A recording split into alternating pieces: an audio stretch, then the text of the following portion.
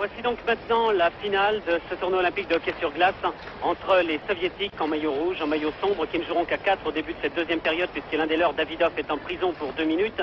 Il a été pénalisé juste à la fin de la première période. Les soviétiques contre les tchécoslovaques en maillot blanc à gauche. Je dois vous dire tout de suite qu'à l'issue des 20 premières minutes de jeu, les soviétiques mènent par 2 buts à 0. Dans la cage tchécoslovaque, il y a Zurila qui a cassé, oui, 2 buts au cours de la première période.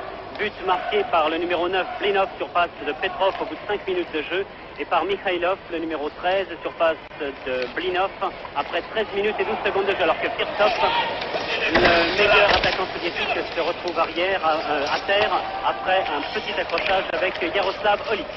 Sur la glace, actuellement, se trouvent les deux meilleures formations des deux équipes. Toutefois, on peut parler de meilleure formation en ce qui concerne les soviétiques, qui présentent une équipe tellement homogène que leurs 3 lignes d'attaque sont tout aussi redoutables. Yaroslav Olik à côté du 14, Nedomansky pour les Tchécoslovaques. Vous les avez vus, les voici sur la droite de l'écran. Alors que le 18 est Vikulov, le plus terrible des attaquants soviétiques, avec le maillot rouge, tout en tenue toute rouge, culotte et maillot. Et pour ceux qui ne possèdent pas de récepteur couleur, eh bien les soviétiques vous paraîtront plus foncés que les tchécoslovaques qui jouent, je vous le répète, en maillot blanc. Vous voyez très facilement la différence. Et puis en plus, CCCP d'un côté, CSSR de l'autre, c'est facile à reconnaître.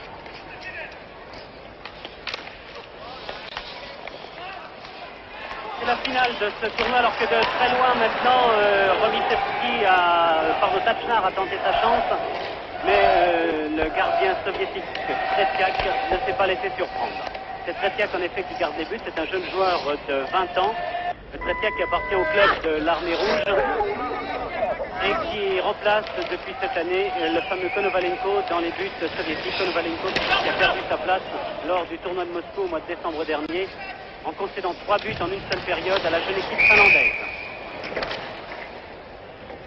Je vous situe les positions pendant cet arrêt de jeu, les positions des différentes équipes de ce tournoi olympique avant la fin de cette rencontre, que les soviétiques devraient normalement remporter. Ils sont les favoris logiques et ils mènent. L'URSS est en tête avec 7 points devant la Tchécoslovaquie 6 points, les États-Unis 6 points qui ont terminé leur tournoi, les Suédois 5 points, les Finlandais 4 points et les Polonais 0 points, aucune victoire. Donc, si les soviétiques font match nul ou s'ils gagnent, ils sont champions olympiques. S'ils font match nul avec les Tchécoslovaques, ce sont les Tchèques qui auront la médaille d'argent et les Américains la médaille de bronze. Mais si les Tchécoslovaques sont battus, eh bien ce sont les Américains qui se retrouveront avec la médaille d'argent. Étant donné qu'à égalité de points avec les Tchécoslovaques, c'est le match entre ces deux équipes qui les départagera et les Américains ont créé la surprise olympique en battant les Tchécoslovaques par 5 buts à 1. Une équipe tchécoslovaque ce jour-là méconnaissable, mais le résultat est là. Et les Américains ne réussissent décidément pas aux Tchécoslovaques qui avaient déjà subi leur loi l'an passé au championnat du monde à Berne et Genève en Suisse et qui s'étaient ainsi retrouvés champions d'Europe, mais deuxième seulement du championnat du monde derrière l'URSS. Après avoir battu pourtant cette même équipe du URSS 5 à 2, après avoir fait match nul une première fois à Berne 3 à 3.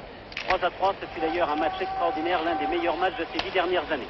Ragulin, le terrible arrière soviétique 100 kg, 1m87, a réussi à passer en attaque alors que Davidov s'était bien intégré à sa ligne d'attaque et que le but marqué de Zurila finalement n'a pas réussi à bloquer ce palais. Eh bien, Zurila a dû laisser échapper ce palais, c'est le 3e but soviétique.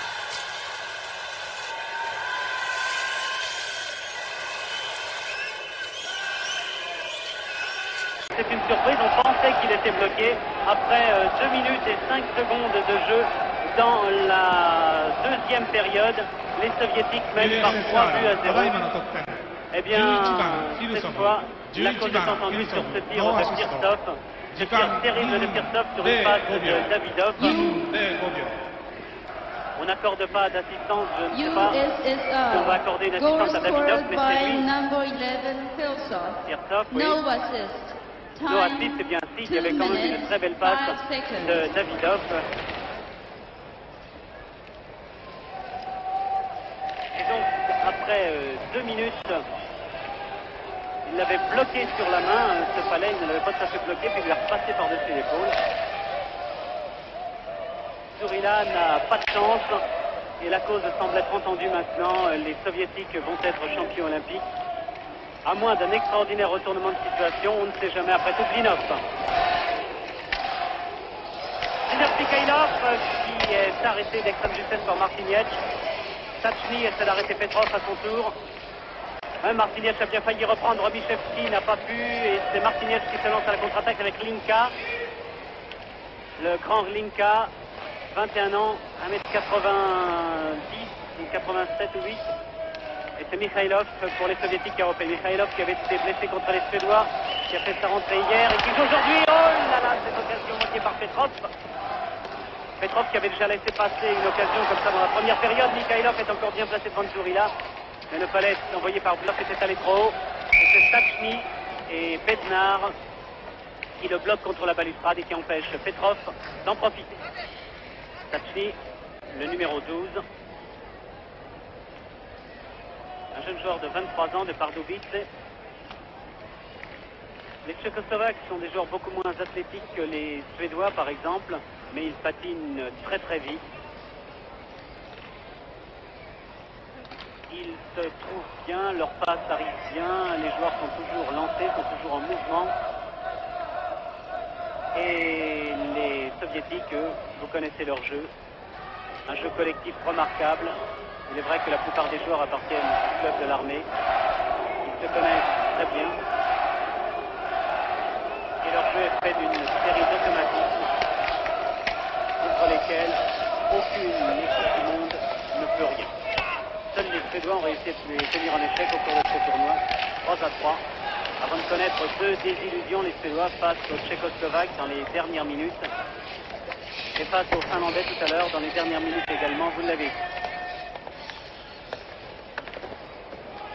Ce match a été très régulier dans sa première période, il n'y a pas eu d'accrochage.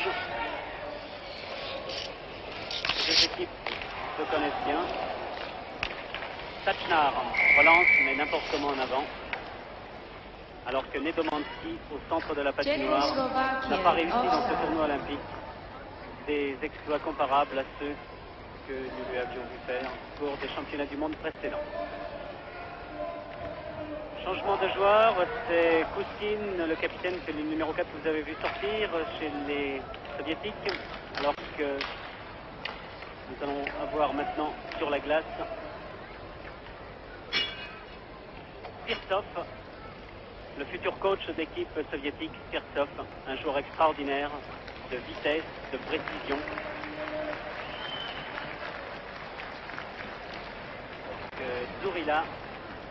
Dzurilla va être remplacé par Olecek dans les buts tchécoslovaques.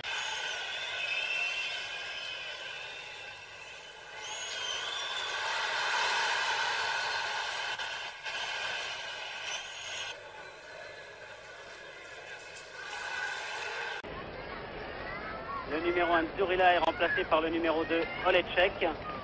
Ce sont leurs numéros sur la feuille de match. Ça ne veut pas dire que Olecek soit forcément le second de Dzurilla, sont deux gardiens qui se valent.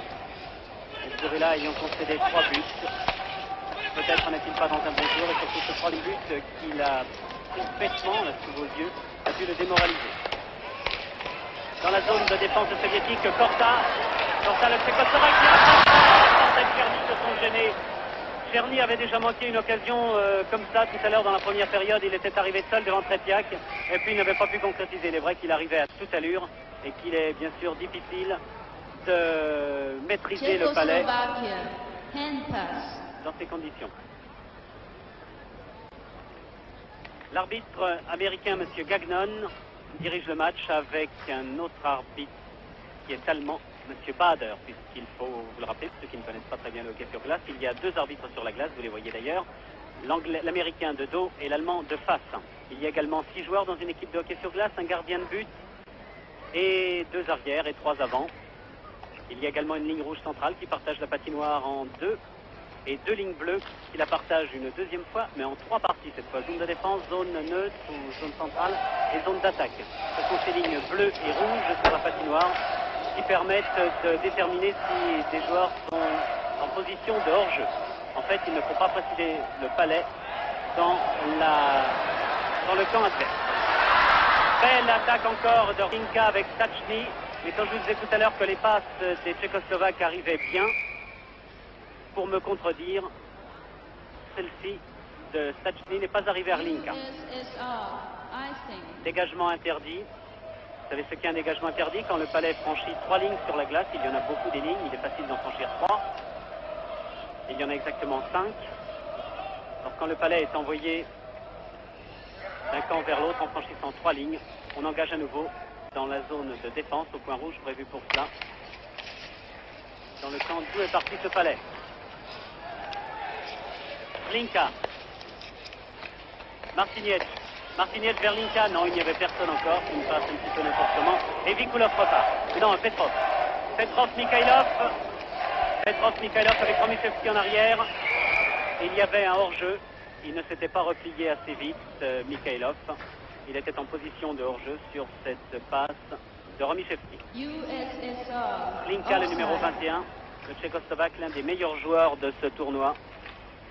Un garçon de 21 ans seulement, 1m86, 91 kg, de Litvinov.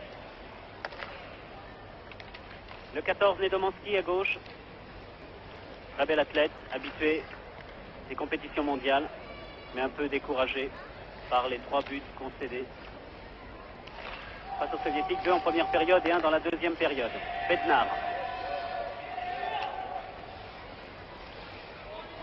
En avant, à destination de Olic, il y a les 2 frères Olic, le 5 Yaroslav, le 19 c'est Bednar, et le 20 sera Yuri Olic, vous verrez peut-être tout à l'heure.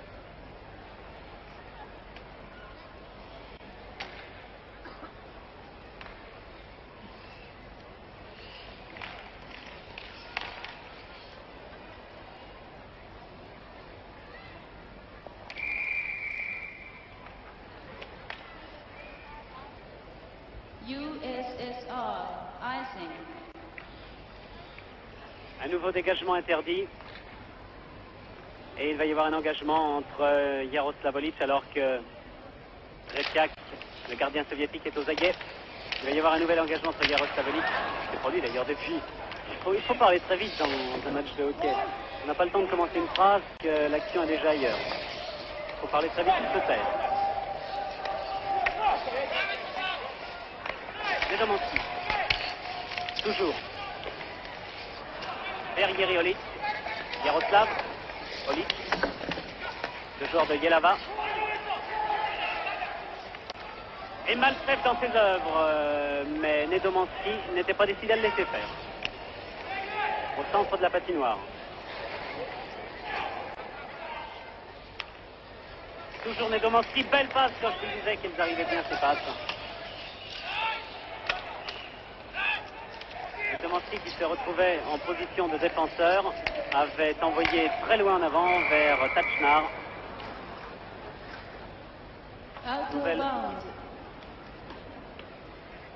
Nouvel engagement.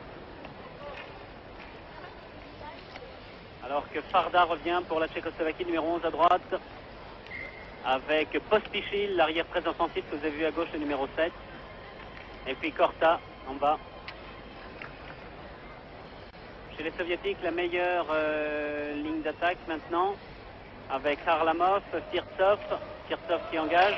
Il a Kharlamov à sa gauche et Vikulov à sa droite. Machak. Cherny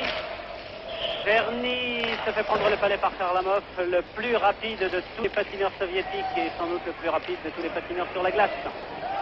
Kharlamov, le voici. En retrait.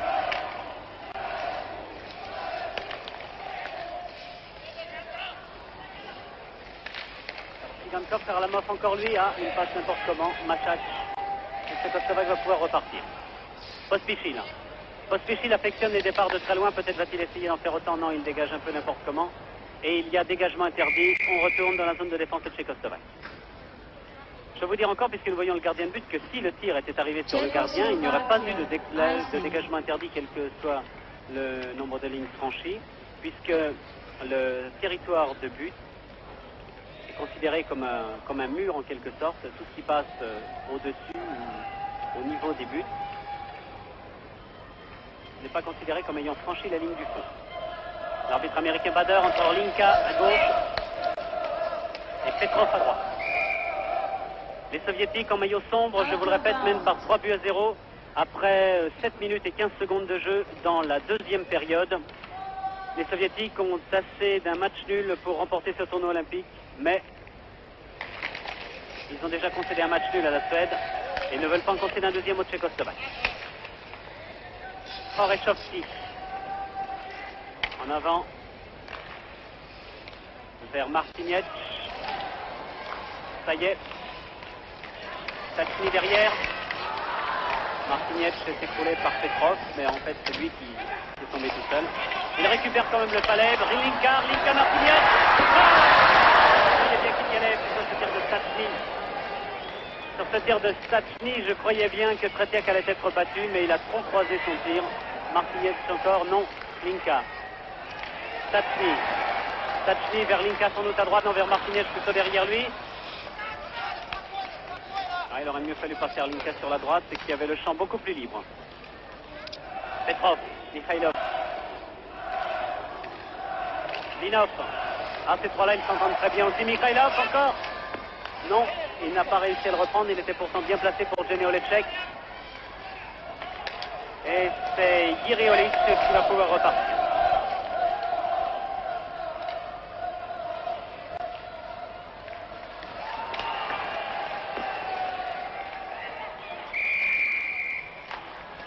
Il y a un coup de coude, il y a un accrochage et une pénalité est sifflée contre le soviétique Romichevski. Les soviétiques vont jouer à 4 contre 5.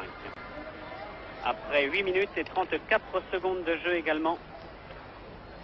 2 minutes à monsieur Romichevski, un ingénieur spécialisé dans les ordinateurs, qui appartient au club de l'armée rouge également.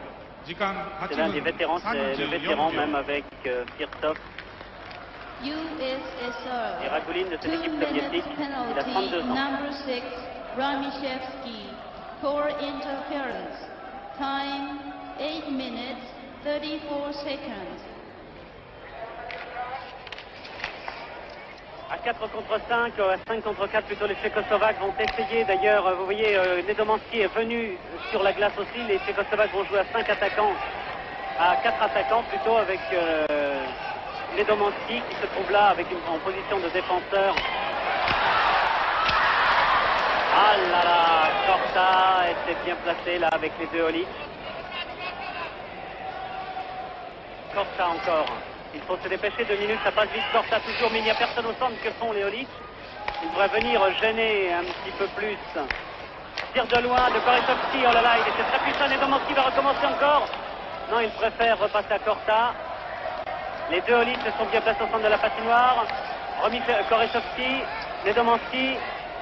Encore Korechovski, Nikolov est devant, un beau tir encore de Korechovski qui frappe très très fort. Mais les soviétiques jouent parfaitement la défense.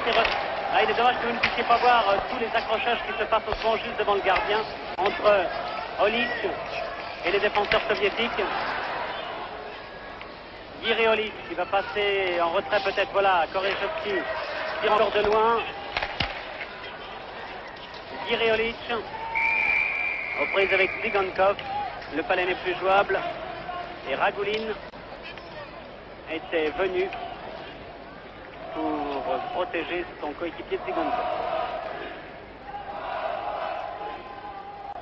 Encore plus d'une minute de prison pour Romichevski. Encore plus d'une minute dont les Tchécoslovaques doivent profiter pour essayer de réduire la marque, qui est toujours de 3-0. Alors que nous en sommes à la moitié de la deuxième période maintenant.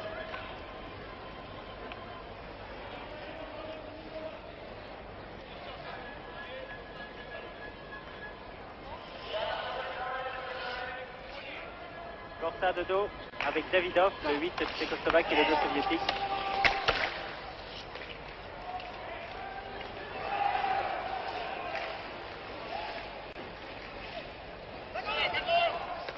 Mishakov contre Pospichil, c'est Machak finalement qui récupère.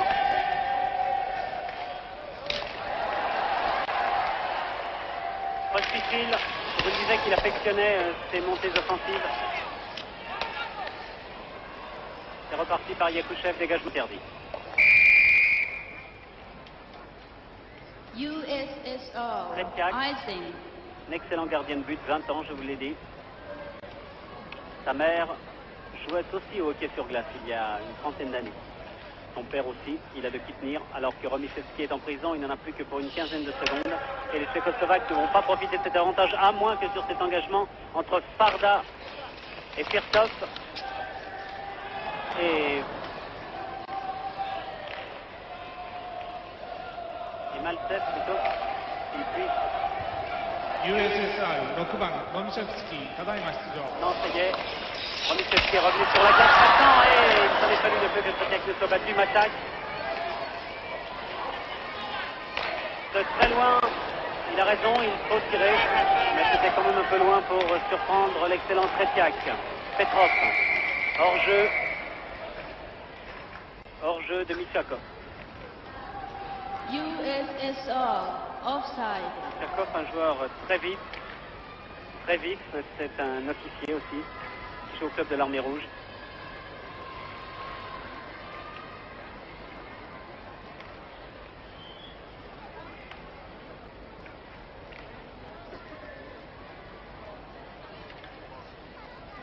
Sur les 3 x 5, 15 et 1, 16 joueurs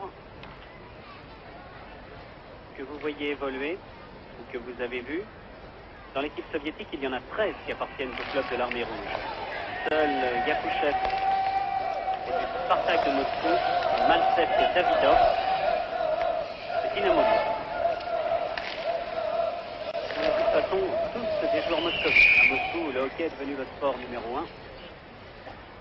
Il remplit à chaque fois le palais des sports.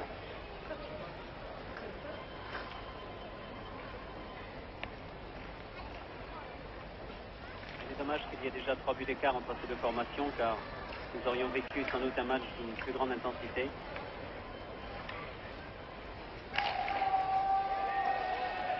Bednar, va-t-il arriver avant Blinov? Oui, non, oui, non. Il y a des coups de crosse qui ne sont pas perdus pour tout le monde. Blinov.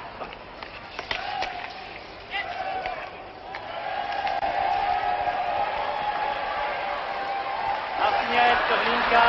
Linka ne réussit pas à maîtriser ce palais.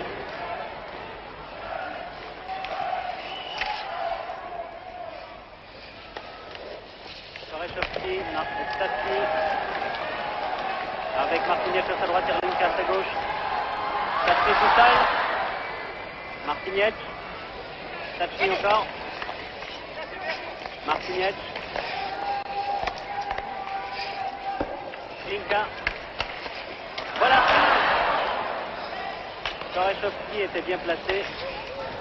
Regardez la solidité de Sterlinka qui ne bouge absolument pas, même sous les poussées. Alors que voici Yaroslavolic, Giriolic, pardon. Martinez.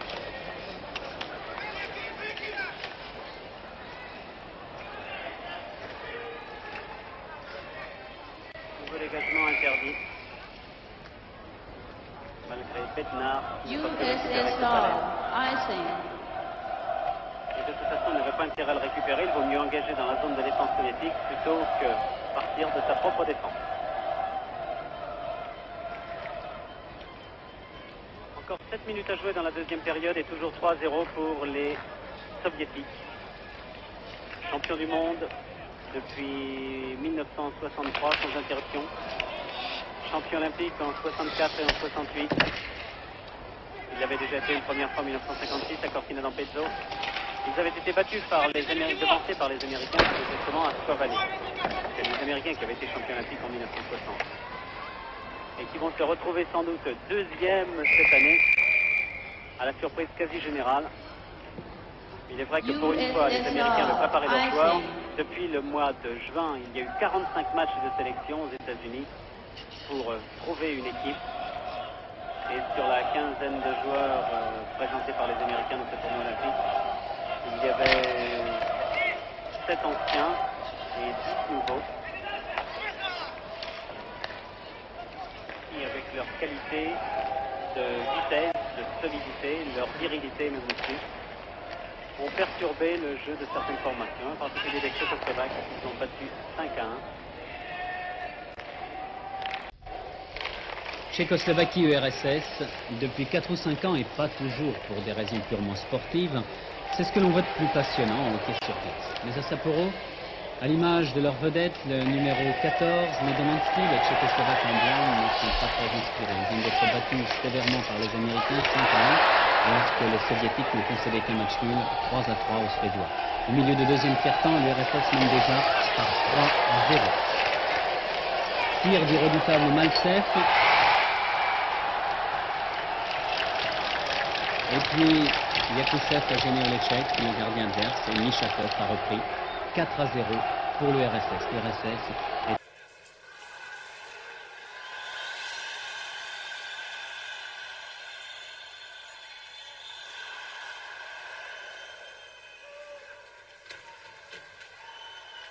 son titre olympique. Maltsev, Yakoussev le 15 devant Olecek, et Mishakov reprend. Il marque le 4e jeu soviétique. Nous en sommes à peu près à la moitié de la rencontre. Le problème, et Anatole Tarasov, le coach soviétique, peut être heureux. USSR. Goal scored by number Les 12, Soviétiques ont préparé d'une Mishakov. manière très rationnelle, alors No que nous voyons assist. à l'œuvre Karlamov, le très très rapide Karlamov. Regardez un petit peu tout seul. Tout seul devant Olecek, il a bien failli le tromper une fois de plus. Cherny, le numéro 15, le capitaine tchécoslovaque, qui ne se décourage jamais. Machak a intérêt à se dépêcher car Karlamov est tout près de lui et il va vite. Machak réussit à dégager, Farda a mal repris et ça revient à Sigankov. Sirtov bien replié, Karlamov encore lui. C'est merveilleux ce joueur qui est tout jeune. Et donc Pospisil s'est occupé un peu. Karlamov qui a 24 ans, qui n'est pas très grand, 1m68 seulement, 68 ou 9 kilos. Mais quelle vitesse! Sirtov, derrière sa cage. Dégagement, non pas interdit, mais dégagement sur Karlamov. Vikulov, bloqué par Pospisil, Machach dégage. On repart en contre-attaque. Le ça, est dommage. Faut pas faire ça face à M. Vikulov.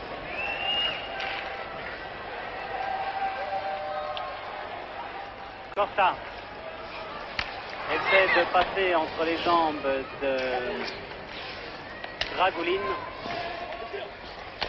On ne passe pas un athlète de 100 kg comme Ragulin comme ça. Regardez comme ça repart aussitôt très vite chez les Soviétiques. Les changements de joueurs, on n'a même pas le temps de les voir. C'est maintenant Blinov qui est sur la glace avec Tsigankov qui va tirer de loin. Regardez ce snap terrible de Tsigankov. C'est vraiment le plus redoutable dans ce genre d'exercice. Et encore une fois, les Soviétiques qui sont les maîtres dans l'art de passer derrière le cage et d'envoyer un petit palais vicieux ont bien failli réussir par Blinov qui avait servi remarquablement Petrov. Heureusement, Machach avait été accepté. Machach encore lui. Attention au hors-jeu. Non, voilà. Stachny. Oui, il faut vous replier. Martinec. Machach. Martinec, manqué. Et la défense soviétique était là. Et Romichevski en particulier. Lutchenko, pardon, en particulier. Martinec, encore lui. Linka derrière Martinec. Linka a tiré sur Tretiak. Mikhailov. Vikulov. Non, Petrov.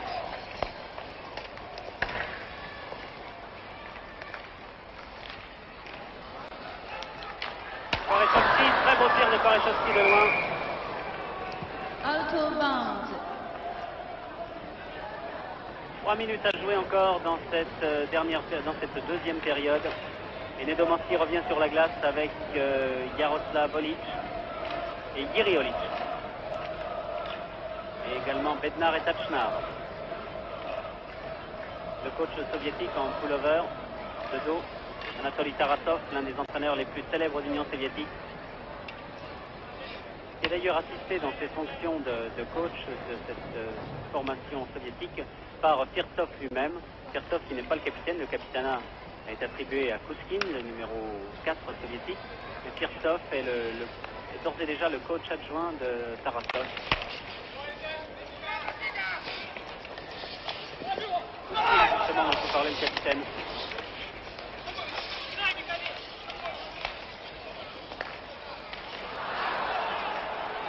Est-ce que Tachnar s'est fait passer? Est-ce que Bednar va réussir à arrêter Maltsev? Maltsev qui a couché.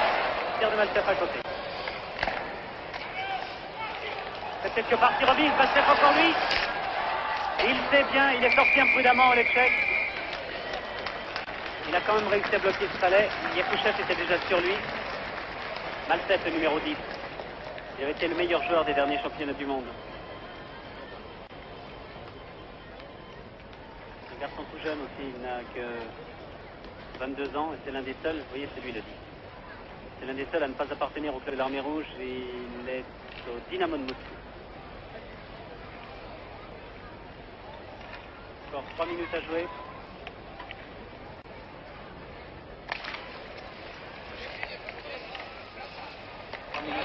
Dans la deuxième période, 2 minutes 45, pardon. Corta. Machak. En avant, bien l'arrivée sur Cerny, le capitaine du Tchécoslovaque qui croise encore un peu trop son tir de la gauche vers la droite. Cerny n'a pas beaucoup de réussite aujourd'hui. C'est encore lui qui a le palais. Farda. Machak qui s'est bien avancé. Derrière la cage, c'est parfait tout ça. Oh là là, c'est incroyable que ça ne réussisse pas. Tcherny, alors décidément, n'a pas de chance. Ce sont des buts qu'il réussit à tous les coups d'habitude et Kharlamov arrive tout seul. Je croyais bien vous indiquer un 5e but, non.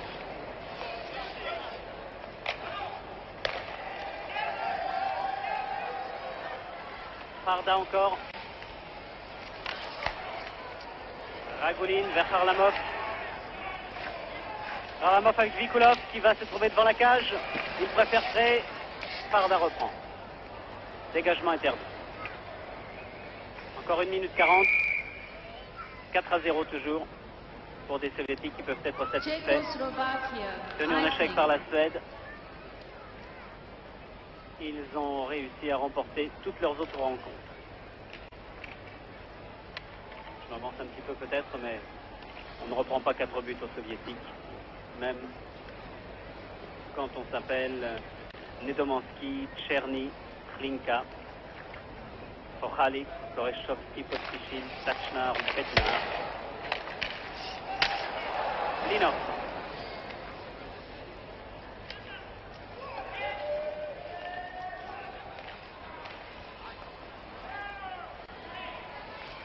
Hlinka. Ah, c'était bien servi pourtant sur Stachny. Out of bounds.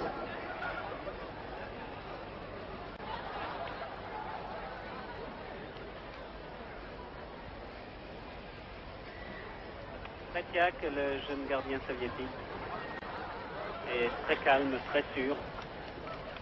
1m85, 78 kilos. Mais sacrifie tout à l'efficacité. Au mois de septembre, les Tretiak, Ragulin, Vikulov, Blinov, Maltsev réussiront même à battre les professionnels canadiens chez eux. Les Canadiens déçus par leur 3e place de Grenoble n'avaient pas déplacé d'équipe à Sapporo. Les Tchèques réussissent à réduire l'écart par Martiniec. Finalement, le score sera 2. Il était juste à la limite de la surface de but. Le jeune Martiniec, qui n'est pas pleinement satisfait, il aurait préféré marquer ce but beaucoup plus tôt. Après 18 minutes et 43 secondes de jeu, Martiniec. 10番マルティネス、アシスト21番ヘリンカ、時間18分43秒。 4-1 pour la Tchécoslovaquie. Goal scored by number 10 Encore 1 minute à jouer dans cette deuxième période. assisted by number Tachny. 21 Helinka. Olechek. Time Bloc. 18 minutes. Pour ceux qui seraient surpris de voir Olechek dans cette tenue, sachez que le gardien de but doit se protéger le visage car parfois le palais arrive sur lui à près de 100 km à l'heure. Et il vaut mieux porter un masque, c'est beaucoup plus prudent. 1 minute à jouer. Jaroslav Pitner, le coach de l'équipe tchécoslovaque, va peut-être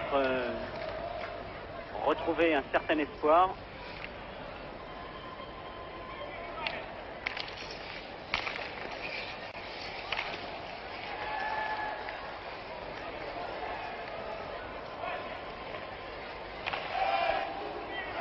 Malsef encore lui. Mais Bednar et Petchar en défense sont très solides. Pourtant, une fois de plus, la vitesse d'exécution des Soviétiques les avait surpris. Davidov.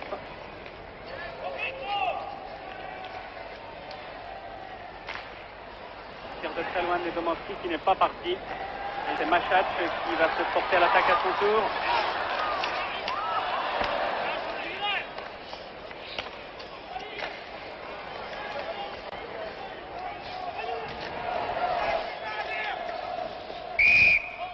Le palais n'est plus jouable. Chakov, c'est le numéro 12. Il a marqué un but tout à l'heure. Et l'arbitre américain, M. Gagdon, et le gardien Tretiak. Vladislav Tretiak. 12 secondes à jouer dans cette deuxième période. Et le Palais des Sports de Makomanai qui est archi comble aujourd'hui pour cette finale du tournoi de hockey sur glace.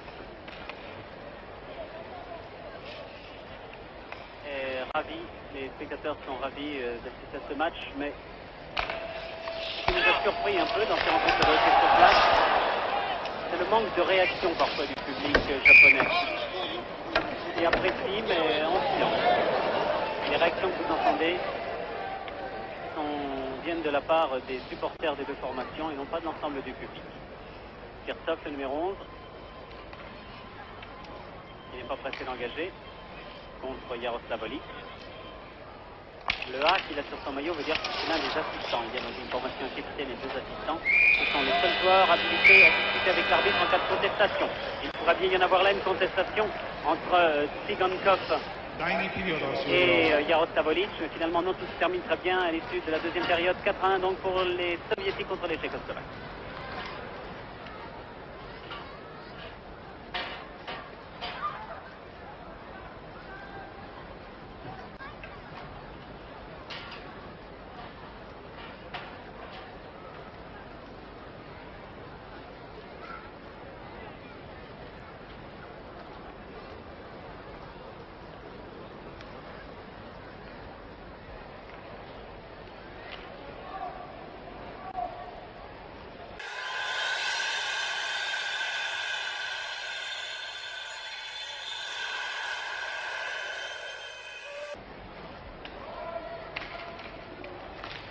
Les Tchécoslovaques sont toujours à gauche en maillot blanc et les Soviétiques à droite en maillot rouge, en maillot foncé, car nous n'avons pas pu vous présenter la première partie de la troisième période de cette finale de hockey sur glace. Nous nous retrouvons donc à 10 minutes de la fin de la rencontre. 10 minutes de jeu effectif, cela fera quand même à peu près un petit quart d'heure. Et les Soviétiques maintenant mènent par 5-2. Les Tchécoslovaques ont fait une première partie donc de troisième période absolument remarquable avec un Nedomanski redevenu le grand Nedomanski, qui a permis à Tcherny de marquer après 5 minutes de jeu un deuxième but, 4-2, donc les Tchécoslovaques étaient bien revenus. Les Soviétiques ne menaient pas large car les Tchèques les dominaient.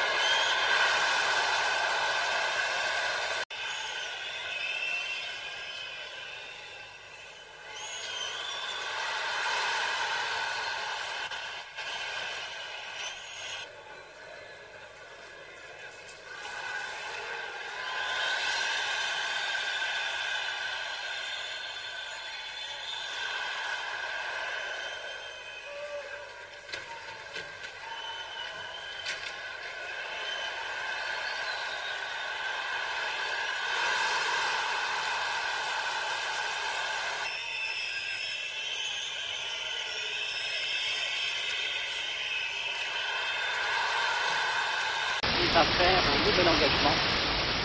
Alors qu'il ne reste plus que 8 minutes et 49 secondes à jouer, que les supporters tchécoslovaques ont crié, se sont époumonés pendant une dizaine de minutes, et que maintenant ils sont un peu calmés, que l'on entend à nouveau assez souvent le cœur des soviétiques, Chaïbou, Chaïbou. Voilà, Chaïbou, le Chaïba, c'est le palais, c'est la rondelle soviétique, et c'est le cri que poussent les supporters pour inciter leur équipe à aller vers le but avec cette rondelle, avec ce palais. Alors que les Tchécoslovaques crient Doto, Doto, Doto, allez, allez, allez, allez, allez, effectivement en ce moment, mais il n'y a rien à faire.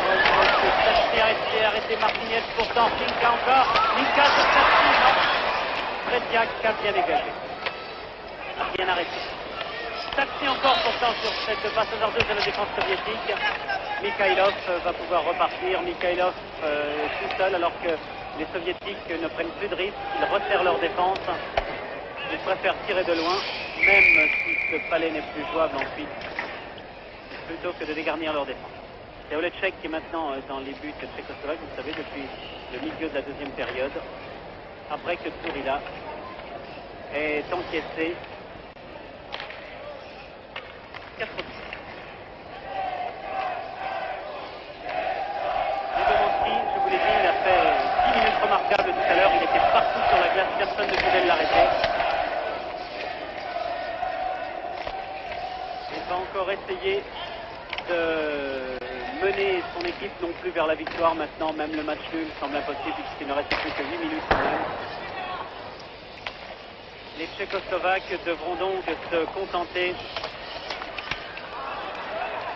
ce soir de la médaille de bronze. Davidov de loin, pas dangereux pour Oletchek. Davidov récupère encore. Yakouchev, qui a failli être tout seul.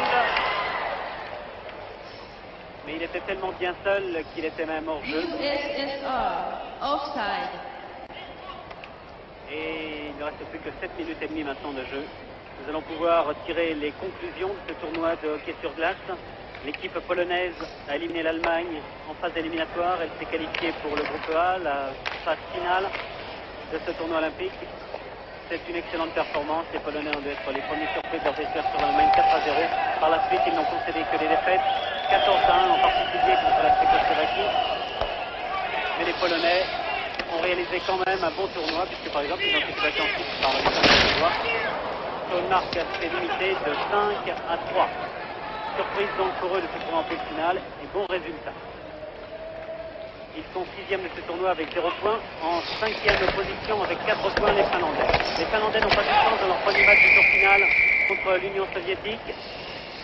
Ils ont été battus 9-3. Ils ont encaissé 4 buts alors qu'ils se trouvaient en état d'infériorité numérique à 4 contre 5. Il n'y avait pas 6 buts d'écart entre les deux formations ce jour-là. Les Finlandais ont été un petit peu découragés par ce premier résultat. Ils ont vu qu'ils n'avaient pratiquement plus aucune chance dans ce tournoi. Ils ont convenu de se réserver pour leur rencontre contre leurs rivaux de toujours, contre leurs voisins, les Suédois. Et c'est pourquoi tout à l'heure, ils ont fait encore un très grand match et gagné par 4 buts à 3, vous l'avez vu. Ils sont donc 5e avec 4 points. En 4e position avec 5 points, il y a les Suédois. Ils ne sont pas du tout à leur place. Et les Suédois qui, à 2 minutes de la fin du match contre la Tchécoslovaquie, menaient encore. Ils se sont fait battre finalement par 2-1, alors que 2 minutes auparavant, ils menaient par 1-0. Qui, à quelques minutes de la fin du match contre la Finlande, menaient encore. Ils se sont fait remonter, ils se sont fait dépasser dans les toutes dernières minutes encore, avec un tout petit peu plus de réussite. Ce sont eux qui auraient pris la 2e place, départagée même seulement au goal average de l'URSS. Partagé avec l'URSS seulement au goal average, puisqu'ils avaient fait un match nul 3-3 contre les Soviétiques en une des premières rencontres de ce tournoi. Pas de difficile encore. Rien à faire pour battre Tretiak. Et Kharlamov va se trouver très rapidement en attaque, mais il tire à côté d'Oletchek. Donc les Suédois ne sont pas à leur place, en 4e position avec 5 points. Ils méritaient mieux. Leurs conditions physiques est étonnante, ce sont des joueurs solides. Tous de très grand gabarit, le tir de Farda a bien failli tromper Tretiak. Mais ce sont des joueurs aussi pleins d'avenir, dont on reparlera peut-être même dès le prochain championnat du monde à Prague. À la troisième place, on va retrouver la Tchécoslovaquie. La Tchécoslovaquie qui a connu un jour sans, comme ça lui arrive souvent dans tous les tournois, dans toutes les grandes compétitions. Ce jour sans s'est produit contre les Américains qui en ont profité pour gagner 5-1. Et les Tchécoslovaques ont perdu ce jour-là toute chance de remporter ce tournoi. Mais même s'ils n'avaient pas été battus par les Américains, même s'ils avaient battu donc les États-Unis, il aurait fallu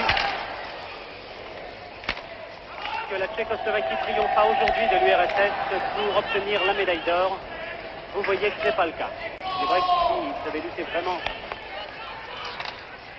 avec 4 victoires jusqu'à présent et non pas une défaite contre les États-Unis, les Tchécoslovaques auraient peut-être joué encore mieux ce soir. Ce matin pour vous, pardon, nous sommes l'après-midi à Sapporo. Il y a 8 heures de décalage entre Sapporo et Paris, il ne faut pas l'oublier. De loin, encore une fois, de stabilité. Donc les Tchécoslovaques sont troisièmes, ils vont avoir la médaille de bronze et les Américains auront la médaille d'argent. Là c'est la surprise, les Américains ont abandonné le groupe A du championnat du monde l'an passé à Berne et Genève. Ils ont été relégués dans le groupe B après avoir battu la Tchécoslovaquie déjà, mais avoir connu d'autres résultats moins heureux, avoir subi des échecs sévères même. Ils se retrouveront dans le groupe B du championnat du monde en Roumanie. USSR, À la fin du mois de mars contre la France, par exemple, contre la Pologne, contre la Yougoslavie, le Japon, l'Allemagne de l'Est aussi. Mais les États-Unis qui sont des troubles faits, avec leur jeu viril, avec leur force physique, leur tempérament, leur ardeur. Ils se sont préparés pendant 6 mois, je vous l'ai dit, avec des joueurs jeunes, décidés, en particulier Mark Howe, 16 ans, 1m81, plus 80 kg, le fils de l'ancien professionnel américano-canadien, Gordie Howe, qui a joué pendant 3 ans dans l'équipe de Détroit. Les Américains sont jeunes, ils seront peut-être encore meilleurs au championnat du monde qu'ils ne l'étaient aux Jeux Olympiques. Et tout ça, ils peuvent présenter les mêmes joueurs. Martinez, il s'en fallait de fort peu, mais le but n'y est pas alors qu'il ne reste plus que 3 minutes 54 secondes à jouer. Les Américains prennent donc la médaille d'argent 12 ans après avoir été champion olympique en 1960 à Squaw Valley. Et puis nous en arrivons à l'équipe du RSS qui va obtenir la médaille d'or dans quelques minutes.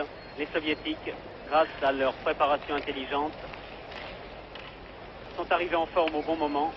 Ils ont dominé encore ce championnat olympique, comme ils avaient dominé les 2 précédents.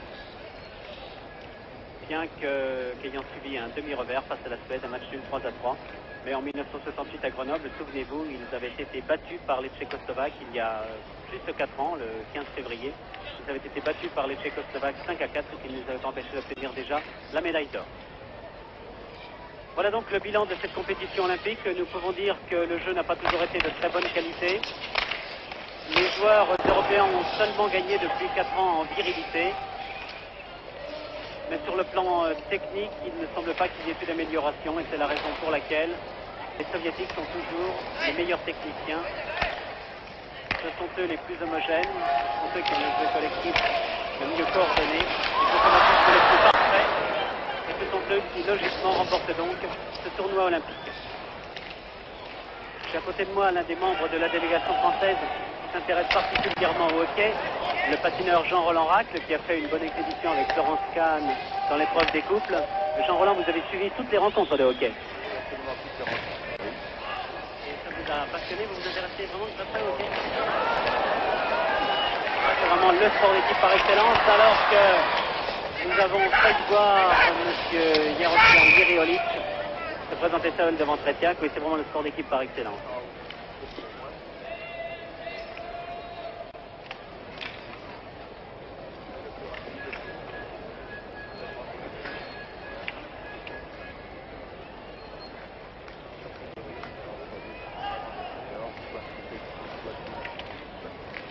De patinage. Oh ouais.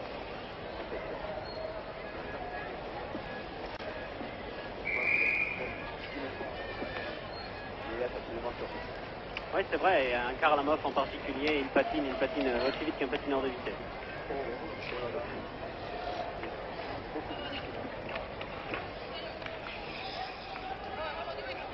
Plus que 3 petites minutes de jeu avant la fin de cette rencontre.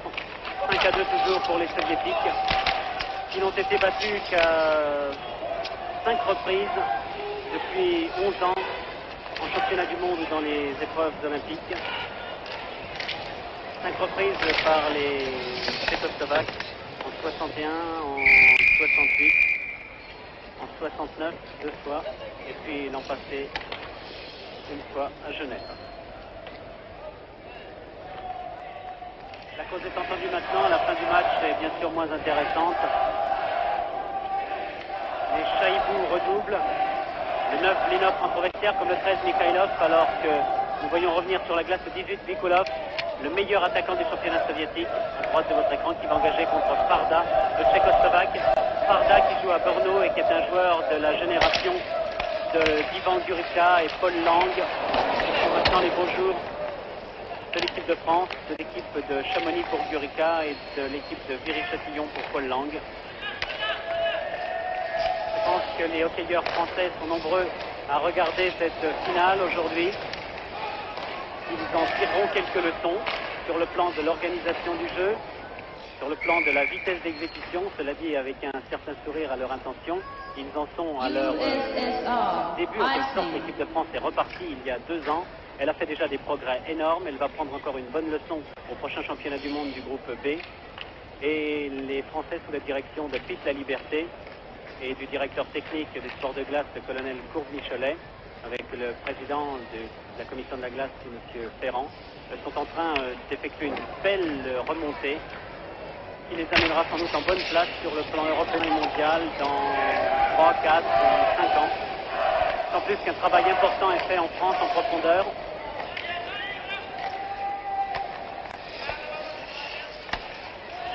Dans les nombreuses patinoires qui se créent actuellement, il faut seulement souhaiter que les divers directeurs laissent de nombreuses heures de glace à ceux qui veulent former des jeunes pour pouvoir réussir dans leur entreprise. Après ces souhaits, nous allons revenir maintenant au tournoi olympique lui-même. Plus que 100 secondes, les 100 dernières secondes, entre la Tchécoslovaquie en maillot blanc qui est menée par 5-2 et M. Gorechovski qui a tiré de loin. La Tchécoslovaquie en maillot blanc menée 5-2 par l'URSS en maillot rouge.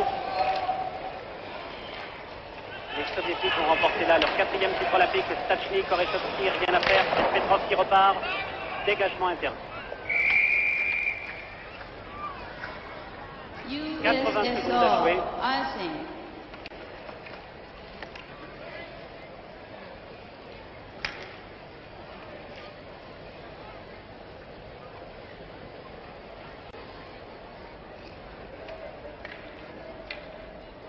Et les Soviétiques prennent leur temps maintenant, c'est bien normal. Mais ils n'ont quand même pas tellement de risques à courir et ils pourraient se dépêcher, car les minutes nous sont comptées, nous sont précieuses aujourd'hui, où nous avons de multiples rendez-vous avec vous. Et ensuite, la glace va être occupée, après le hockey, la glace va être occupée par les exhibitions de patinage artistique qui précèdent toujours, dans les compétitions olympiques d'hiver, la cérémonie de clôture. USSR, icing.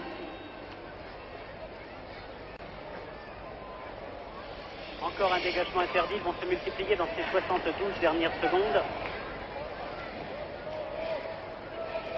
Yaroslavolic s'engage, mais M.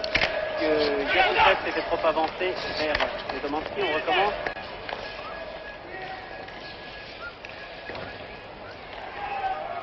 Maltsev, l'un des joueurs les plus rapides également. Il a été arrêté par Tachnar, Bednar, non, Tachnar tout seul vers Yaroslavolic qui récupère parfaitement. Giriolic se déplace devant, rien à faire. Et c'est Kouchkin, le capitaine soviétique, qui repart à l'attaque, maintenant derrière la cage. Il est bloqué, les Domanski va pouvoir récupérer le palais. Non, Bednar, non. Plus. C'est Mitsakov. Mitsakov, Maltsev, Bednar, Tachnar. Plus que 22 secondes à jouer. La cause est entendue. Les Soviétiques sont champions olympiques. Ils vont être couronnés dans quelques instants.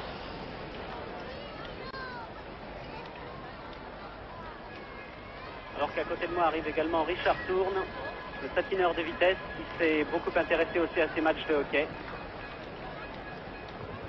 USSR qui a 12 beaucoup 番 appris lui 2 車 aussi と dans sa 突き上げによ discipline à り l'occasion マイナー des ペ Jeux ナルテ Olympiques. ィ2分間の退場時間19分38秒 USSR, 2 minutes penalty, number 12 Mishakov, for steering. Time Il n'a pas battu de 19 record de minutes, France, Richard, mais il a 38 amélioré sa seconds. performance sur 10 000 mètres de 30 secondes.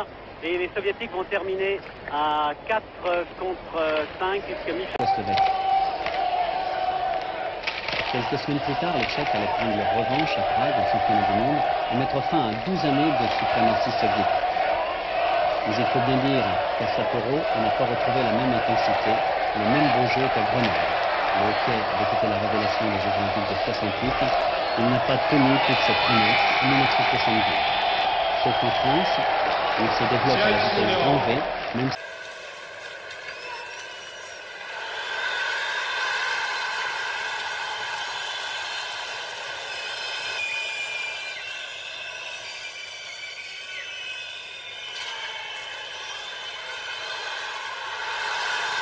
Olympique en battant la Tchécoslovaquie par 5 buts à 2. Et la médaille de bronze revient à l'équipe des États-Unis.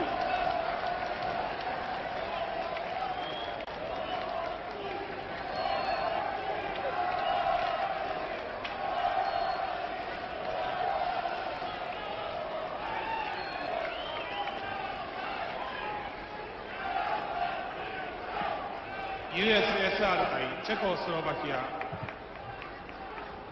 A グループの最終戦5対2をもちまして USSR の勝ちでございます。この結果優勝 USSR 第2位 USA 第3位チェコスロバキア USSR